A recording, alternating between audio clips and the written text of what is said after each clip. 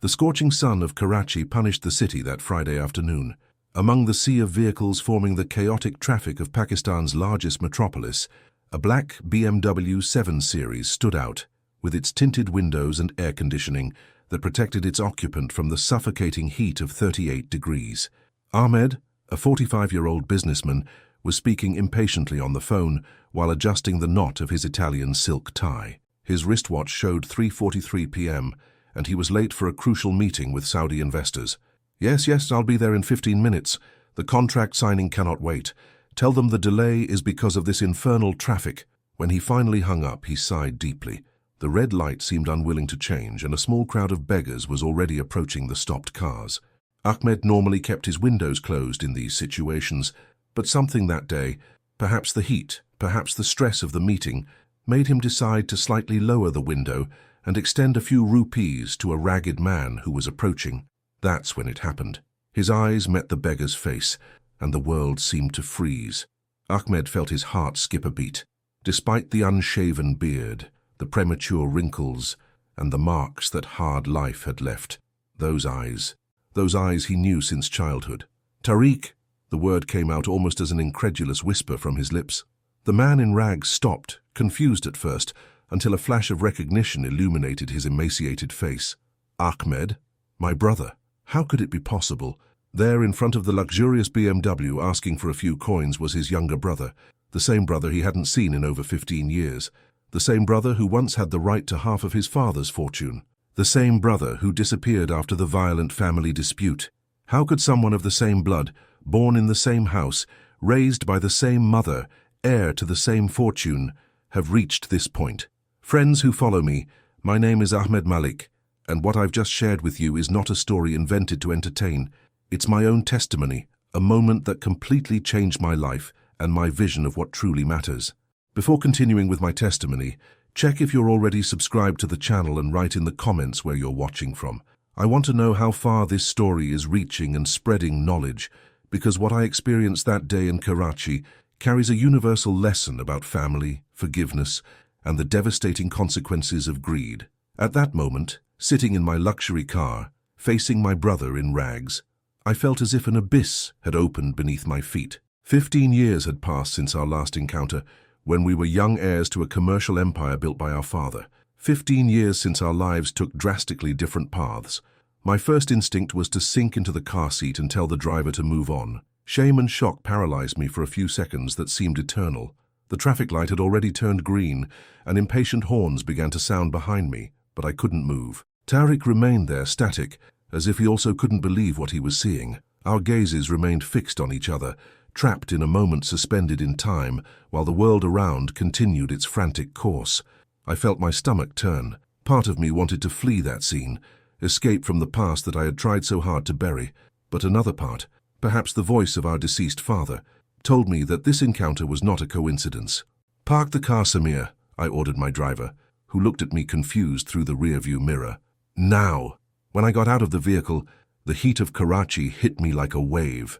But it wasn't the heat that made me tremble. It was seeing up close the state of my younger brother. His torn clothes, his bare feet, his calloused hands. His eyes, the same bright eyes that once dreamed of conquering the world, were now opaque, submerged by years of suffering. He had no idea that this scene was just the beginning of an even more painful revelation. 15 years ago, our father, Farid Malik, had passed away after building one of Pakistan's largest commercial empires, textile exports, a hotel chain, and stakes in technology companies. The Malik Empire was respected throughout South Asia. As the only sons, Tariq and I were the natural heirs to all that fortune. According to the will, everything should have been divided equally between us. But that's where the dark part of this story comes in, the part that deeply embarrasses me to this day. Our extended family, uncles, cousins, even our great-uncle whom we barely knew, suddenly showed an unusual interest in helping us with the business administration. I, being older and already involved in our father's enterprises, was surrounded by advisors who gained my trust. "Ahmed, your brother is too immature to manage such a fortune," they would say. "He'll squander everything in a few years. Your father wouldn't want to see his legacy destroyed." Others whispered, "Tariq was always your father's favorite, you know. He was secretly planning to leave him a larger share. You must protect what is rightfully yours. Even our mother, manipulated by self-interested relatives, eventually took sides in the dispute. The house that was once a home of love transformed into a battlefield of interests. Lawyers were hired, documents were forged, meetings happened behind closed doors, and I, blinded by ambition and an irrational feeling of competition with my younger brother, allowed everything to happen. The result? Tariq was practically disinherited. I managed to get 90% of all assets, leaving him only a few minor properties that later I discovered had been taken from him through fraudulent schemes orchestrated by the same advisors who surrounded me. "Where are you living, Tariq?" I asked, as I guided him to a nearby cafe, ignoring the disapproving looks from other customers toward the ragged man accompanying me. His bitter smile said it all. "Living? You mean when I'm not under marquees or bridges?" His hands trembled slightly as he held the cup of tea I had ordered. I noticed scars on his wrists, marks of a hard life on the streets. His teeth, which were once perfectly aligned thanks to the expensive orthodontists our father had hired, were now yellowed, and some were missing. How did you get to this point?" I finally managed to ask, choking back the knot forming in my throat. Tariq took a long sip of the hot tea before responding. "After I lost the last properties to our father's cousins, I tried to start over. I opened a small import business, but without significant capital, and with the Malik name tainted in commercial circles, the work of our dear relatives, I failed in less than a year." He continued, telling how a series of temporary jobs sustained him for some time, until a serious illness left him hospitalized for months. Without health insurance and with growing debts, he lost the rented apartment where he lived. After that, it was a downward spiral. More precarious jobs, nights in shelters, until finally the streets. "But what happened to all the money that once belonged to you?" I asked, although I already suspected the answer. "You really don't know, do you?" Tariq looked at me with a mixture of bitterness and pity. Our cousins Javed and Rashid, along with Uncle Naveed, they approached me after the division of the inheritance. According to Tariq's narrative, our family, the same one that had convinced me to take most of the inheritance, had devised an even more perverse plan. They approached him offering help to invest the little he had received. They said they were sorry about how everything happened, that you had been influenced, and that they wanted to help me recover at least part of what was rightfully mine. Documents were signed, investments were made, shell companies were created. In the end, Tariq lost absolutely everything, and when he sought help from our family, he found closed doors, including mine. "I went to your house once, you know. Your security guard said you had given express orders not to let me in." My heart froze. I had never given such an order. I realized then that the scheme was deeper than I had imagined, and what he revealed next made the businessman's heart freeze. Tariq lowered his voice, looking around as if he feared being heard. "Ahmed, they didn't just rob me. I have reason to believe that a large part of our father's empire has also been drained over the years. Javed now lives in Dubai, in a mansion that even our father couldn't afford. Rashid has a collection of luxury cars. And Uncle Naveed, he practically dominated Pakistan's textile market." As Tariq spoke, the pieces of the puzzle began to fit together in my mind. In recent years, some family businesses had shown inexplicable drops in yield. Auditors had found discrepancies that were promptly resolved by the same relatives that Tariq was now accusing. "I think the plan was always to separate us, Ahmed, divide and conquer, and it worked perfectly." We returned to my car in silence. My head was boiling with Tariq's revelations and with memories I had tried to suppress for years. Memories of our shared childhood, of games in the large garden of the Malik mansion, of nights when we would sneak into our father's library to read adventure stories. I remembered the last argument we had, in the office that once belonged to our father. The harsh words we exchanged, the accusations, the way Tariq looked at me before slamming the door, as if a brother had died that day. "You chose money over family," were his last words to me, and he was right. I had done exactly that. As I drove aimlessly through the streets of Karachi, occasionally glancing at the silent man beside me, so familiar yet so strange, I felt the weight of 15 years of unacknowledged regret. "I cancelled the meeting," I finally said, breaking the oppressive silence. "I think we have a lot to talk about." Tariq just nodded, looking out the window at the streets of the city that had once also belonged to him. He thought he would never look at that face again, but now fate showed another reality. I took Tariq to my apartment in the exclusive Clifton neighborhood. While he showered, probably the first hot shower in a long time, I stood contemplating the view of the city through the large window in the living room. When he returned wearing some of my clothes that were obviously too big for his emaciated body, Tariq looked like another man. Under the dirt and the unshaven beard, there was still my younger brother. During the dinner I ordered, we talked about the lost years. Tariq told me about the jobs he had, the people he met on the streets, the difficulties, and the small joys he found even in adversity. "You know, Ahmed, there's something I've carried with me all these years," he said after we finished eating. From the pocket of his old pants, which had been left in a corner, he took out something wrapped in worn plastic and adhesive tape. It was a photograph, an old photograph, worn at the edges and yellowed by time. In the image, two smiling boys posed next to a well-groomed bearded man, our father. The boys were Tariq and I shortly before our father fell ill. "Why would you keep this after so much pain?" I asked, my voice choked with emotion. Tariq's gaze was lost in the photograph before he responded. "Because, despite everything, you are my family. The blood that runs in your veins is the same that runs in mine. And our father. He always taught us that family is above everything." He paused, running his fingers over the faded image. "In my most difficult moments, when I slept hungry in dark alleys, or when the rain soaked me to the bone with nowhere to go, I would look at this photo and remember that I hadn't always been like this, that once I had a home, a father who loved me, and a brother with whom I shared everything." Tears began to roll down my face as Tariq continued. "You know what's strangest? Even on the days when I hated you the most for taking everything from me, I could never throw this photo away. It was as if something inside me knew that one day we would meet again, as if the boy in this image refused to believe that his brother had completely transformed into the greedy monster that events suggested." The silence that followed was deafening. 15 years of resentment, hurt, and regret condensed into a moment of raw truth. "I often thought about looking for you," confessed Tariq. "I even went to the charity events you sponsor, staying to observe from afar, trying to build up the courage to approach. But I always backed away at the last moment. The fear of rejection was greater than the hope of forgiveness." The revelation hit me like a train. My brother, living on the streets, hungry and cold, still found the strength to observe me from afar, never asking for help, never using our kinship as a bargaining chip. And the decision that the businessman made at that moment would change the course of their lives. "Tariq, you're going to stay here," I said with a firmness that admitted no objection. "This apartment has 3 bedrooms, and one of them is yours for as long as you want."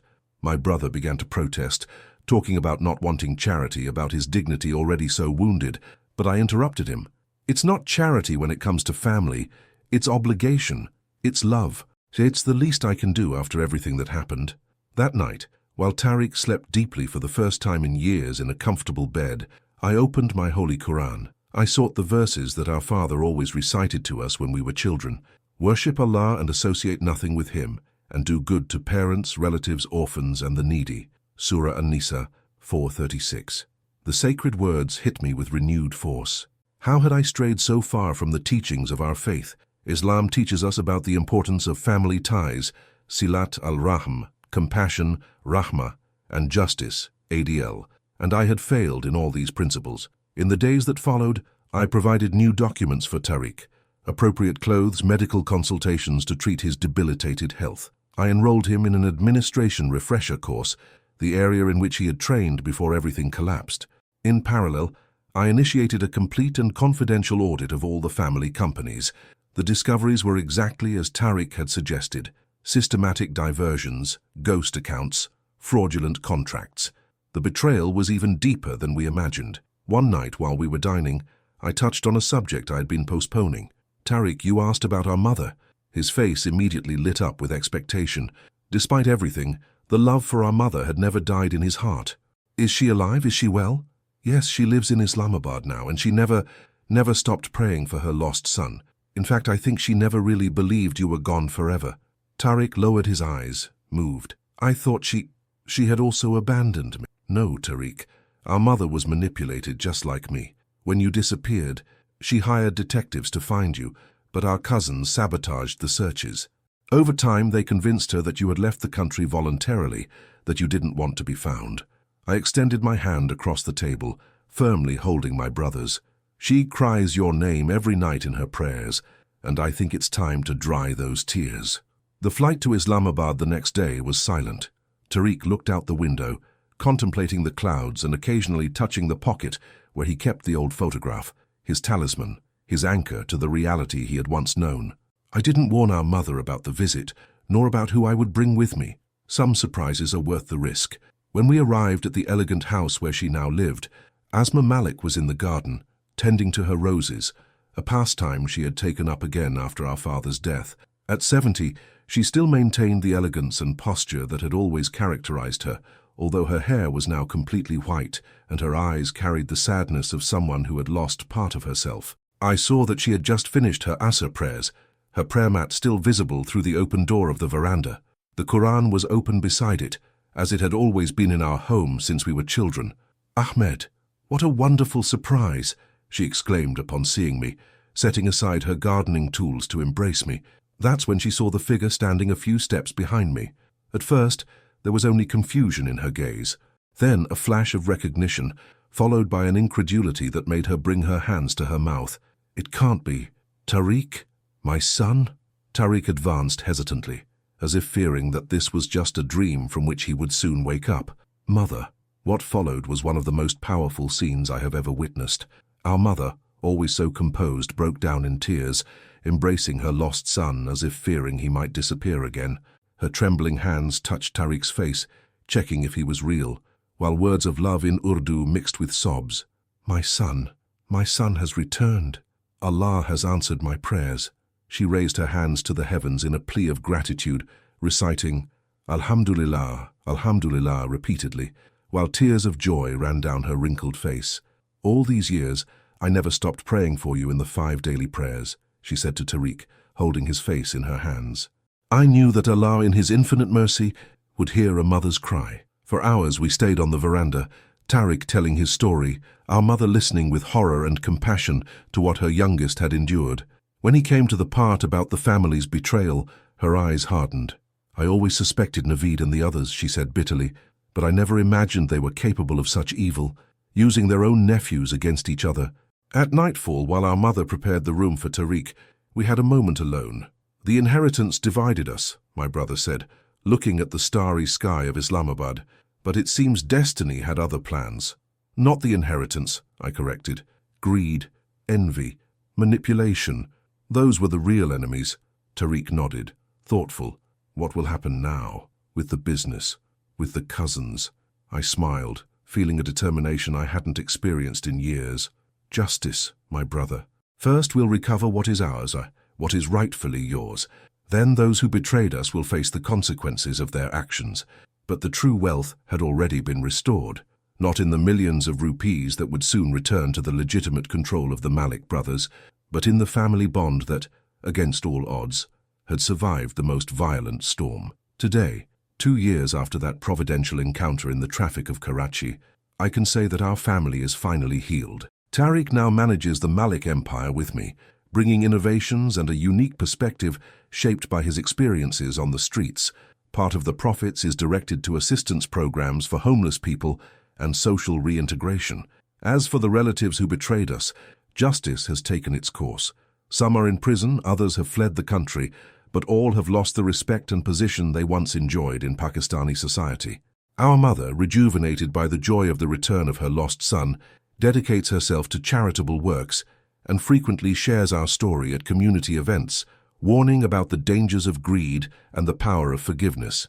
The lesson I learned, and that I share with you today, is that material wealth is ephemeral. Fortunes can be built and destroyed in the blink of an eye. Reputations can rise and crumble like sandcastles. But the family bond, when nourished by forgiveness and genuine love, can survive the most terrible storms. As the Holy Quran says, "Wealth and children are but adornment of the worldly life, but the enduring good deeds are better to your Lord for reward and better for one's hope." Surah Al-Kahf 1846. This is the essence of what I learned on my journey. Money is just a means, never an end. True value lies in the relationships we build, the mercy we offer, and the good we do for each other. The inheritance divided our family, but destiny reunited us to show that the true heritage lies in love and mercy. If this story touched you, share this video in your groups and on your social networks. Someone may need to hear this message today. Someone may be prioritizing money and status over relationships that can never be replaced. The Prophet Muhammad, peace be upon him, taught us, richness is not in having many possessions, but richness is being content with oneself. I discovered this truth the hard way. Even when I owned millions, my heart was empty without my brother, and without the true peace that I only found when I practiced the forgiveness that our religion so values. Remember, wealth can separate, but only love brings together again. I am Ahmed Malik, and this is my story. May Allah bless you and your family.